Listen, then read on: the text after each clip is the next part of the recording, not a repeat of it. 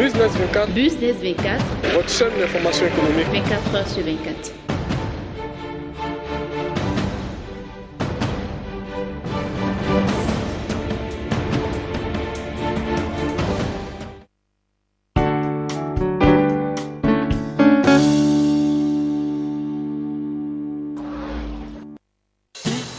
En Côte d'Ivoire, sur un total de 2108 centres et établissements sanitaires, on dénombre 1438 illégaux, soit une proportion de plus de 70% du secteur de la médecine.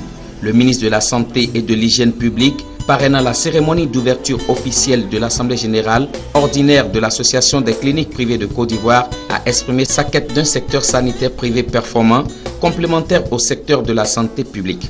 Pour Raymond Goudou Kofi, il est important d'accélérer les réformes, notamment l'assainissement du secteur privé de la santé, la réécriture du code de la santé, afin de parvenir à ce résultat. Il ne s'agit pas de suppléer dans un système, il s'agit de compléter, d'accompagner le système. Donc nous avons pris déjà des mesures. C'est à partir seulement de textes institutionnels que nous pourrons régler ce problème, qui n'est pas pratiquement une difficulté. On le voit un peu partout dans nos pays en voie de développement. Mais si nous arrivons nous-mêmes à élaborer ces textes, à les présenter donc en Conseil des ministres pour qu'ils soient validés par le président de la République, nous serons plus à l'aise pour exécuter, bien sûr, les sanctions que nous prévoyons dans ces cas précis. Cette vision du ministre, il faut le souligner, a été rappelée lors de l'Assemblée générale ordinaire de l'Association des cliniques privées de Côte d'Ivoire, l'ACPCI. Il s'agit pour l'association de présenter les résultats de l'audit institutionnel de leur secteur et faire le bilan des activités du bureau pour la période d'avril 2012 à décembre 2015. De manière générale, les établissements de santé en Côte d'Ivoire se trouvent à la croisée des chemins, soumis aux pressions diverses en provenance des populations, du pouvoir public et des partenaires au développement du secteur de la santé. Force est de reconnaître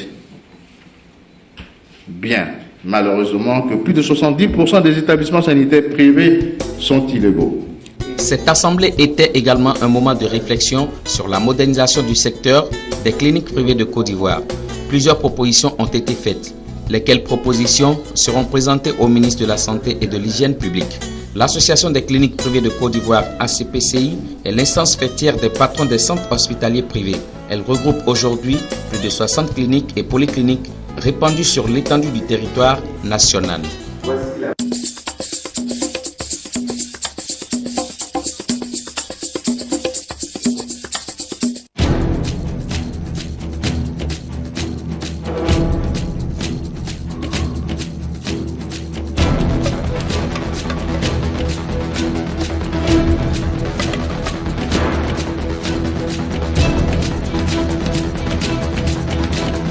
Toute l'économie africaine et internationale chaque jour sur Business 24.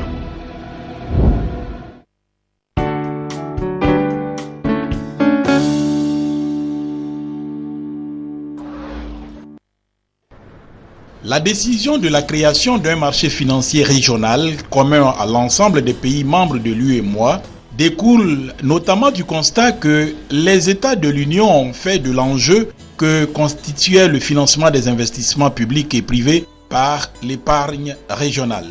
Ainsi, le marché financier a-t-il été conçu pour compléter et renforcer les marchés monétaires et interbancaires et offrir aux opérateurs économiques de la sous-région de nouvelles opportunités de placement et de financement alternatifs.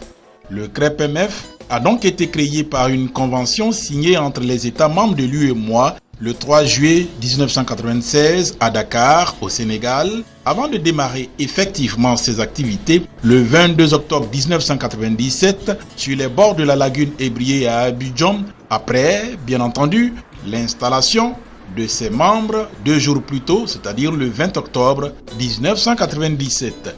Juillet 1996, juillet 2016. Voilà donc 20 ans qu'a été mis en place le Conseil régional de l'épargne publique et des marchés financiers, CREPMF, par la volonté des chefs d'État des pays membres de l'Union monétaire ouest-africaine, UMOA, que sont le Bénin, le Mali, le Niger, le Burkina Faso, la Côte d'Ivoire, la Guinée-Bissau, le Sénégal et le Togo. 2 décennies après, quel bilan à ce jour sur le terrain? C'est le sens de la journée commémorative des 20 années d'existence de cet organe de contrôle des marchés financiers de l'Union, journée dont le thème général est le CREPMF face aux nouveaux défis de la régulation financière et du développement du marché financier régional, MFR. À l'ouverture de cet événement, le président du CREPMF, Jérémias Pereira, a indiqué qu'il s'agit à travers la cérémonie de saluer ceux qui, par leurs actions, ont rendu possible le renforcement de l'efficacité de la supervision du marché financier au sein de l'Union monétaire. La dynamique d'harmonisation avec les normes et standards internationaux enclenchée lors de la mise en œuvre du programme de développement du marché financier régional se poursuivra avec le plan stratégique et une réforme institutionnelle qui devra renforcer les acquis des réformes structurantes entreprises entre 2005 et 2011, notamment l'harmonisation de la fiscalité des valeurs mobilières ainsi que l'adoption des mesures fiscales incitatives, la réforme des garanties et l'adoption de la notation, la mise en place d'un marché hypothécaire et de la titrisation. Le plan stratégique devra également favoriser l'élargissement du champ d'action du régulateur et apporter des réponses à l'approfondissement, la professionnalisation et la diversification du paysage financier de l'Union. Présent à cette cérémonie, le Premier ministre ivoirien, ministre de l'économie, des finances et du budget, Daniel Kablan-Duncan, a relevé ce qu'il a qualifié de saut qualitatif du CREPMF qui, à travers sa contribution au financement des investissements, a montré, dira-t-il, son ancrage effectif au système financier sous-régional. De 1998 à 2015, le montant total des émissions sur le marché financier de l'UEMOA s'est élevé à 4 911,5 milliards de francs CFA, dont 3 990 milliards de francs CFA sous forme d'emprunts obligataires, 671 milliards de francs CFA sous forme d'émissions à titre de capital et 250 milliards de francs CFA sous forme de titrisation des créances, notamment les sukuk. Le montant total des avoirs à titres et espèces détenus par les structures agréées du marché est passé de 1 795 milliards de francs CFA en 2007 à 4 935 milliards de francs CFA à fin 2015, soit une hausse de 175%. La gestion collective a également connu une forte évolution ces dernières années. En effet, de 2 OPCVM en 2000, on en dénombre 63 à fin 2015, avec 665 milliards de francs CFA d'actions sous gestion.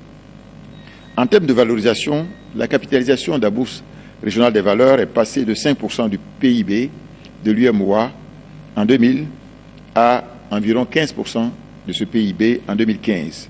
Il ne fait donc aucun doute que le marché financier de l'UEMOA est plus que jamais une réalité. C'est un levier financier capital au sein de notre Union. Si 2 décennies après sa création, le bilan du CREPMF se veut satisfaisant, il y a encore du chemin à parcourir, d'où l'appel du chef du gouvernement ivoirien.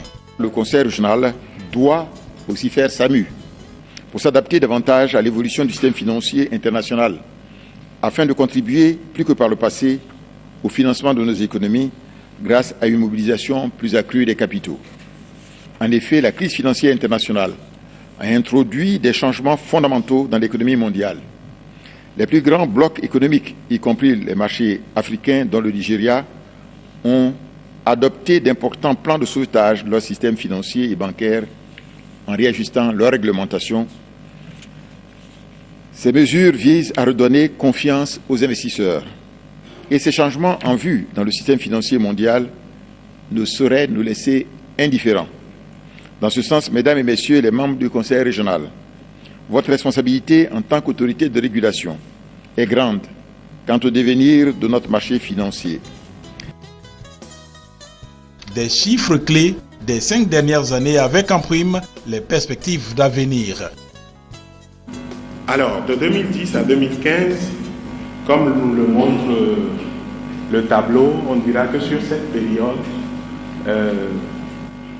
le marché a permis de lever un montant total de ressources de 3 264 milliards répartis notamment en 2575 milliards au titre des emprunts obligataires et en 437 milliards au titre des opérations de titre de capital.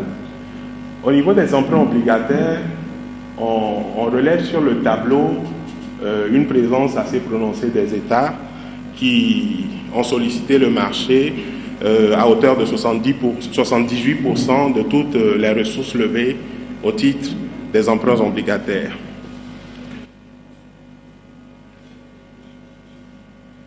Il est à relever également sur cette période qu'à l'exception de 2010, où on pourrait dire que les répercussions de la sévère crise de 2008 avaient encore des impacts,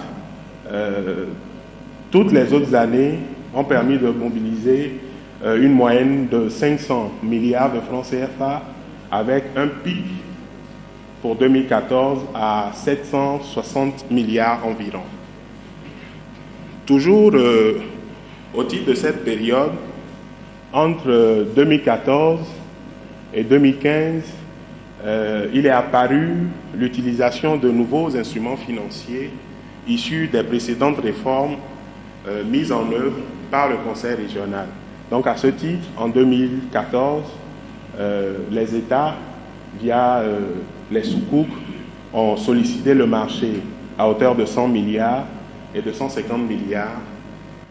Dans ce cadre, je pense qu'il a été mis en place le plan stratégique dont les objectifs sont notamment de renforcer la sécurité du marché financier, de promouvoir le marché financier régional et aussi de revoir le cadre législatif de notre marché financier afin de le rendre plus compétitif et d'atteindre l'objectif de développement qui est à nous assigné par les autorités de l'Union.